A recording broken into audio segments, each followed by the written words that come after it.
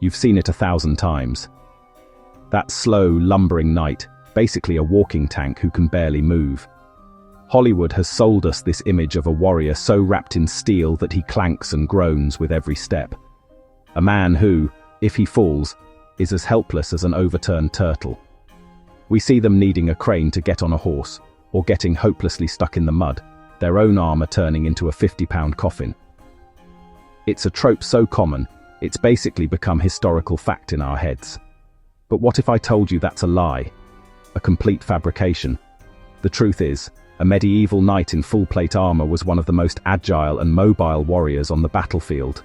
So, where did Hollywood's biggest lie about the Middle Ages even come from? And what was it like to fight in a perfectly engineered suit of steel?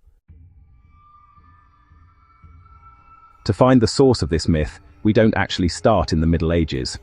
We have to jump forward to the 19th century, an era obsessed with romanticizing the past. Knights became these legendary figures, but the understanding of their gear was surprisingly terrible. Early museums, wanting to create dramatic displays, would literally assemble suits of armor from mismatched pieces found on battlefields or in dusty old armories. A helmet from one century might be smashed together with a breastplate from another, with leg pieces that were never meant to go together.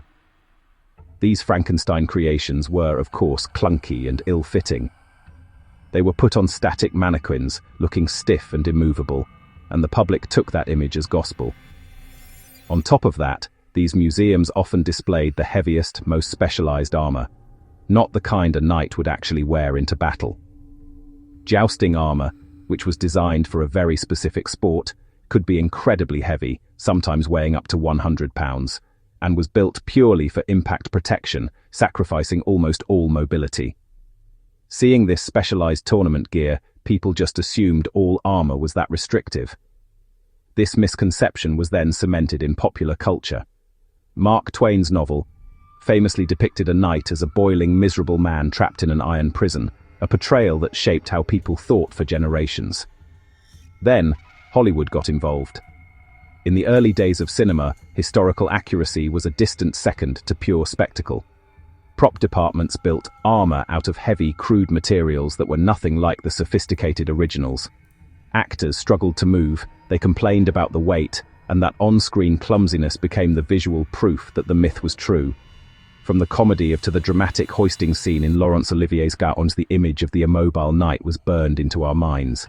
It was a visual lie, told so often it became the truth. Alright, let's get some real facts on the table. So how heavy was a real suit of battlefield plate armor? A full custom-fitted suit from the 15th century typically weighed between 45 and 55 pounds. That's about 20 to 25 kilograms. That's it. Now, while that's not nothing, it's actually less than the equipment carried by many modern infantry soldiers, which can easily top 60 to 100 pounds. A modern firefighter's gear weighs about the same, and you'd never call them immobile. But here's the crucial detail, the part that changes everything. That weight was distributed perfectly across the body.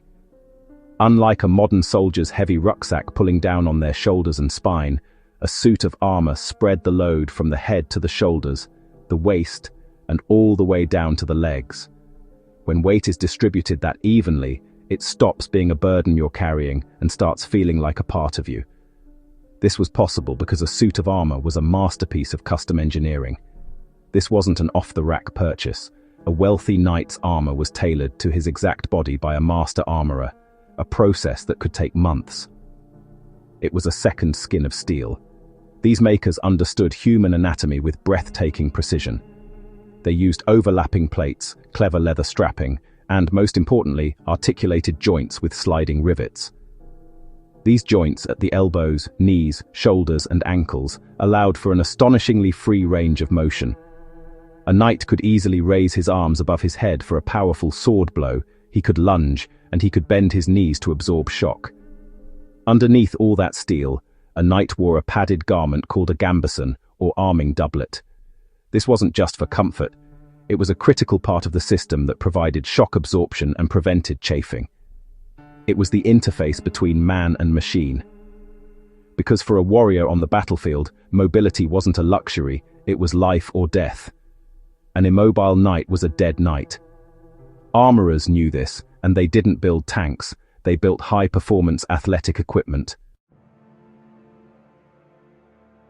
The suit was only half the equation. The other half was the man inside. A knight wasn't just some rich guy, he was an elite, professional athlete who trained relentlessly, often from childhood. This training wasn't just about how to swing a sword, it was about conditioning the body to fight and move while wearing an extra 55 pounds of steel. They trained their armor, making the weight and feel of it completely second nature, and the feats they could perform are staggering. Historical records are filled with accounts that completely shatter the Hollywood myth. Let's look at the poster boy for the agile knight, Jean the Serme Le Mangre, a 14th century French marshal known as Boucicaut. His own biography, written by someone who knew him, describes an insane training regimen. While wearing his full suit of armor, Boucicaut could run, jump, and even do somersaults. He could reportedly grab the top of a war horse's saddle and vault onto its back without even using the stirrups. Most amazing of all, he was said to be able to climb up the of a siege ladder using only his hands, while fully armored. And he wasn't some kind of freakish exception. We have medieval manuscripts that literally show knights doing cartwheels in their armor just to demonstrate its flexibility. They were expected to be able to get up from the ground quickly if they fell, a skill that has been proven time and again by modern historical martial artists and reenactors who wear accurate reproductions. You can find videos all over the internet showing people in historically accurate armor running, jumping, doing push-ups, and easily getting up from any position. They show that far from being helpless, an armored knight could move with a dangerous and surprising grace. The idea of needing a crane isn't just wrong, it's laughable.